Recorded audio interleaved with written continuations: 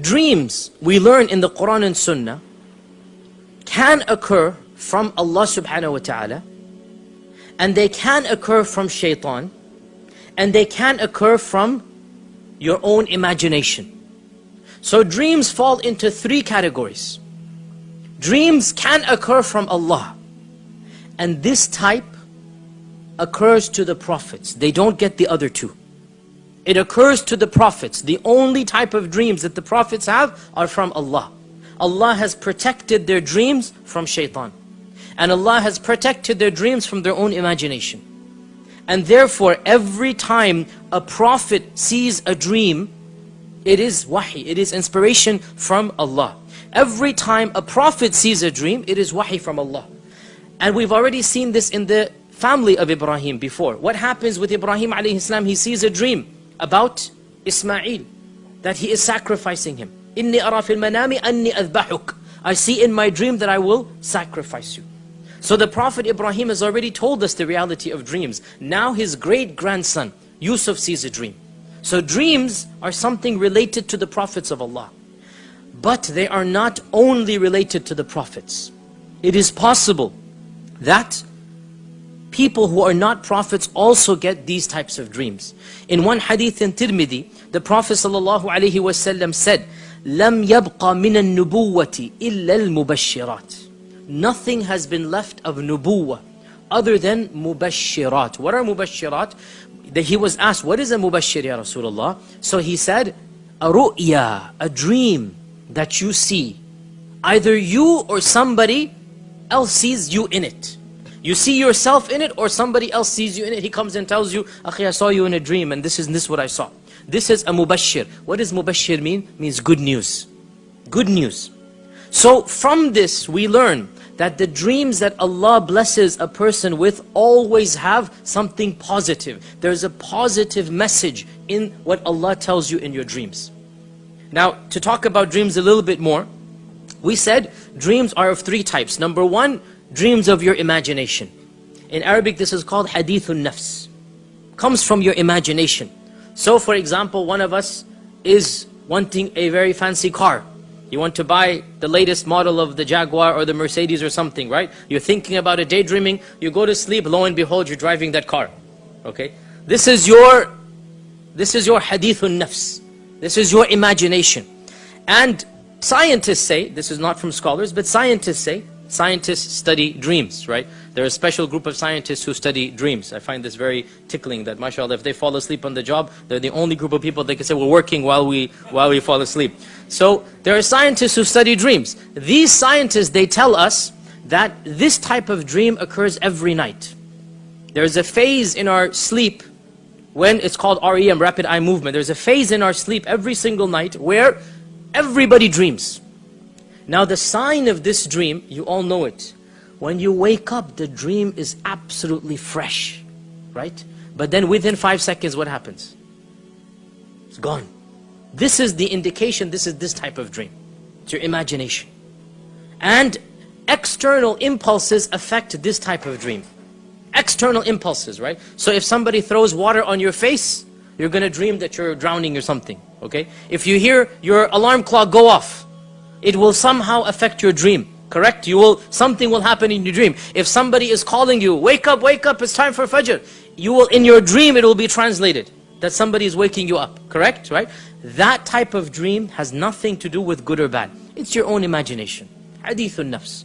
And the sign of it, you don't remember it at all. You wake up and within 5 minutes, by the time it's middle of the day, you don't even remember anything about the dream, right? This is the sign, hadithun nafs. The second type of dream, it is called in Arabic hulum. And hulum is an evil dream. In English we call it a nightmare. In English we call it a nightmare. And these types of dreams are from Shaytaan. These types of dreams are from Shaytaan. And the sign of this dream is that it terrifies you. You see something evil, something disgusting. You see your loved one die a miserable death. You see yourself in a car accident. You see yourself being chased by evil aliens or beasts or something like this. This type of dream is just the shayateen wanting to irritate you. They're playing a joke, a practical joke on you. And these types of dreams are never, ever, ever true. Nobody should believe this dream. Nobody should believe nightmares. And our Prophet ﷺ said that nightmares should not be told to anybody. If you see an evil dream, don't go tell other people about it. Why? Because Shaytaan is making a fool of you. Once a man came to the Prophet and he said, "O Messenger of Allah, I saw my head got cut off in the dream and it was rolling like a ball and I'm running after it to pick it up." The Prophet ﷺ said, "Don't tell other people how Shaytaan played with you last night. Don't go tell other people this. He's laughing now when you go tell him because you believe this dream." What is the sign of this type of dream? You wake up terrified. You wake up in a sweat. You wake up in the middle of the night. What was that? What did I see? This is the sign. This is from Shaytaan. Shaytaan does not know the future. So if you see yourself in a car accident and the next morning you call and say, "I'm not going to go to work because I don't want to drive," Shaytaan's the one laughing at you.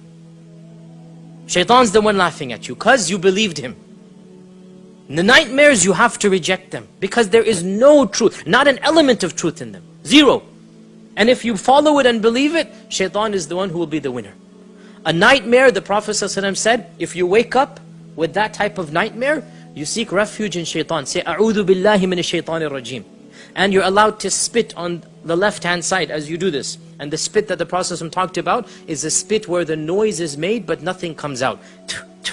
Like that. It's called nafath. A noise is made but no spit actually comes out. And that is to expel Shaytaan from you. And you say, "A'udhu billahi minash shaitanir rajim." And also the Prophet ﷺ said, whatever side you're on, turn to the other side. Why? Because Shaytaan, while he's teasing you, he is around you or sitting on you. So when you say "A'udhu billah" and you turn around, he has to flee and run away.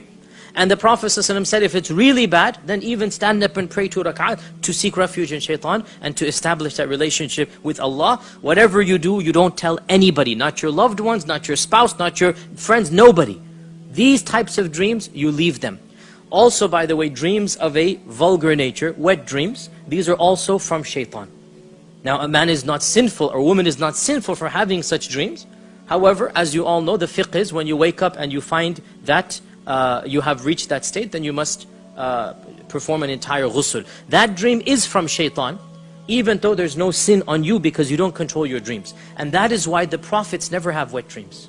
None of the prophets can have wet dreams because this is from Shaytaan, this extreme vulgarity that it is natural. I mean, there's no reason for us to feel guilty about this. It is natural for a person to go through this, and it is not something to feel any issue about. But we should realize that this type of dream is coming from Shaytaan. It's Shaytaan who will show us such images in our head and cause this to happen. And then we wake up in the middle of this freezing cold weather and we have to go take a shower. This is not something that is coming from us or from Allah. This is from Shaytaan. So this is another type of hulm, another type of evil dream. Once again, we don't tell people about it. We don't go tell anybody. But if we wake up in that state, obviously we have to do ghusl. So this is the second type of dream. So the first type was what? Hadithun nafs. The second type, nightmares from Shaytaan.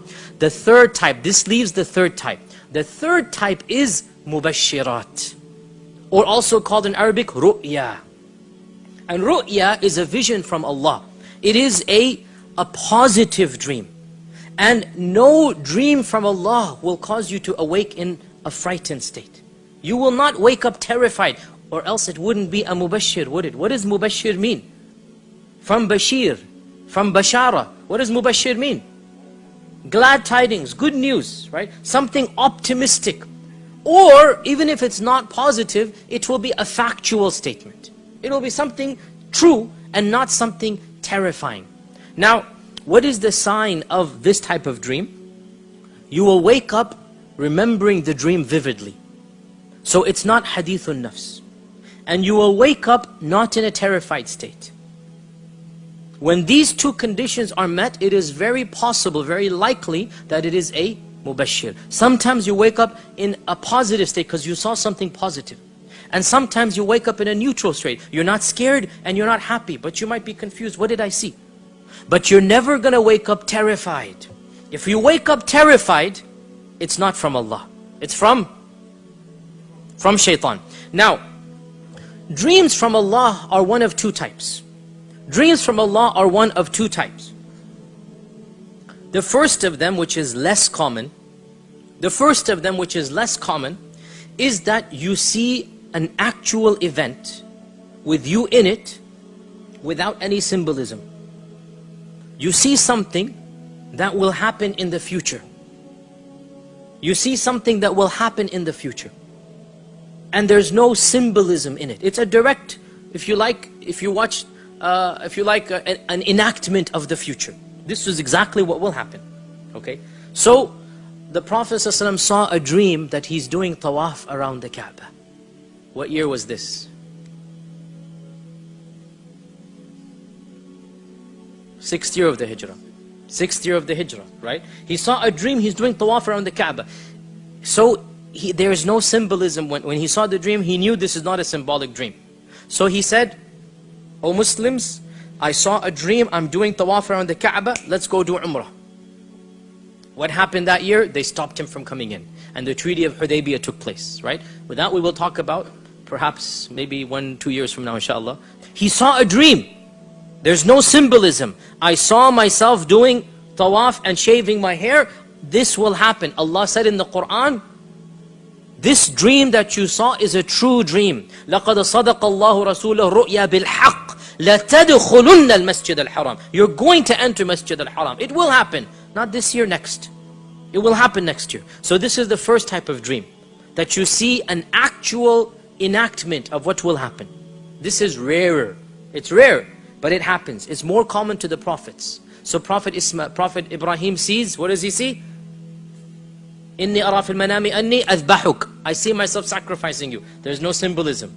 It's clear cut, right? More common to the prophets. With regards to such types of dreams, our Prophet ﷺ narrates, Aisha tells us, that for 6 months before the revelation of the Quran, every single night, the Prophet ﷺ would see one of these dreams. For 6 months non-stop. Every time our Prophet ﷺ would go to sleep, he would dream what's going to happen tomorrow.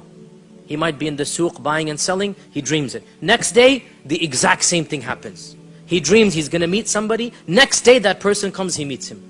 One day, literally, 12 hours gap. He sees the dream, the next morning it happens. For 6 months non-stop. Why? Allah is telling him something special is going to happen. Allah is telling him something great is going to happen, preparing him for the revelation of Iqra. For 6 months this happens, and then Iqra is revealed. So this is this type of dream. We said dreams from Allah are 2 types. Number 1, no symbolism. Number 2, symbolism. And this is the more common type. This is the more common type. Sometimes the prophets have it, yes. And more commonly, even non-prophets have it. And in this type of dream, every object that you see symbolizes, represents something else.